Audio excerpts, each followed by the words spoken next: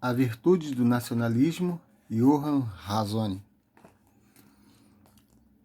As calúnias e denúncias despejadas sobre o público inglês e sobre suas lideranças eleitas, no alvorecer da determinação britânica em buscar sua independência da União Europeia, são inquestionavelmente um aviso para todo o Ocidente. Do ponto de vista da construção liberal, a unificação europeia não é uma opção política legítima entre outras. É a única opção legítima a qual uma pessoa decente tem o dever de subscrever. A ilegitimidade moral do voto britânico pela independência foi o assunto incessante entre as figuras da mídia e da política que censuravam o voto. Alegou-se que apenas os idosos apoiaram a saída da União Europeia, pressionando assim os jovens, ou que os ignorantes apoiaram-no, diluindo dessa forma o senso de que o voto contrário vinha daqueles que realmente sabiam das coisas melhor do que os demais, ou que os votantes só queriam fazer um voto de protesto e não queriam, de fato, deixar a Europa e assim por diante.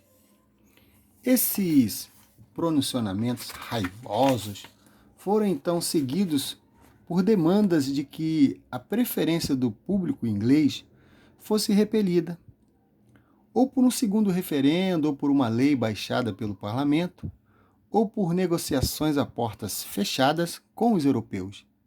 Nenhuma vingou, de modo que a única opção legítima deve prevalecer. O alarme e a trepidação com que as elites europeias e americanas responderam às perspectivas de uma Grã-Bretanha independente revelaram algo que estava obscurecido por muito tempo. A simples verdade de que a construção liberal emergente é incapaz de respeitar, e muito menos celebrar, o afastamento das nações em sua busca de afirmar-se no direito de ter as suas próprias leis, tradições e políticas. Qualquer dissenso nesse sentido é tomado como vulgar e fruto da ignorância, senão uma evidência de um modo fascista de pensar. Nem mesmo a Grã-Bretanha chega a ser a única nação que sentiu o estalar desse chicote.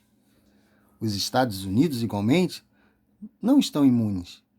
A sua negativa de permitir que o Tribunal Penal Internacional julgue seus soldados, sua relutância em assinar tratados internacionais desenhados para proteger o meio ambiente, a sua guerra contra o Iraque, tudo isso foi encarado com semelhante indignação tanto dentro quanto fora dos Estados Unidos. Esses ataques vêm há muito tempo sendo direcionados para Israel, seja por bombardear as instalações nucleares do Iraque ou por conta da construção de projetos de moradia na Jerusalém Oriental. Países do leste europeu também foram atingidos pela indisposição em aceitar imigrantes do Oriente Médio.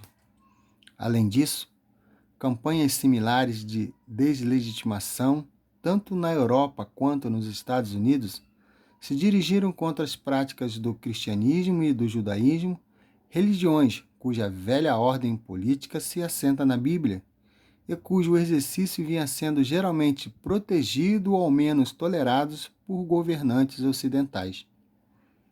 Chegamos a ver inclusive tentativas, especialmente na Europa, de banir certas práticas judaicas, como a circuncisão e o abate kosher, em nome de doutrinas liberais de direitos universais, ou forçando certos ensinamentos sobre sexualidade e organização familiar sobre judeus e cristãos no ambiente de trabalho e nas escolas. Não é necessário nenhum discernimento especial para enxergar que isso é só o começo e que os ensinamentos e as práticas das formas tradicionais de judaísmo e cristianismo se tornarão cada vez mais inadmissíveis com os avanços das construções liberais. Há um senso hoje disseminado por todo o mundo ocidental de que as crenças de uma pessoa em temas controversos não deverão mais ser discutidas de maneira aberta.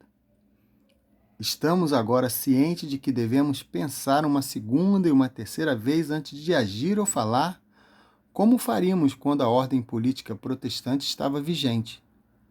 A diversidade genuína nos aspectos constitucionais e religiosos das nações ocidentais persiste apenas sob crescentes custos para aqueles que insistem em defender a própria liberdade. A virtude do nacionalismo, Johann Ranzoni. Aqui eu deixo, aqui no vídeo, a conferência do professor Dr. Evandro Pontes sobre, uma noite de autógrafo que houve lá na Fundação Alexandre de Gusmão, sobre esse livro, A Virtude do Nacionalismo.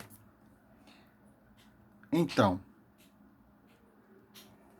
vamos ler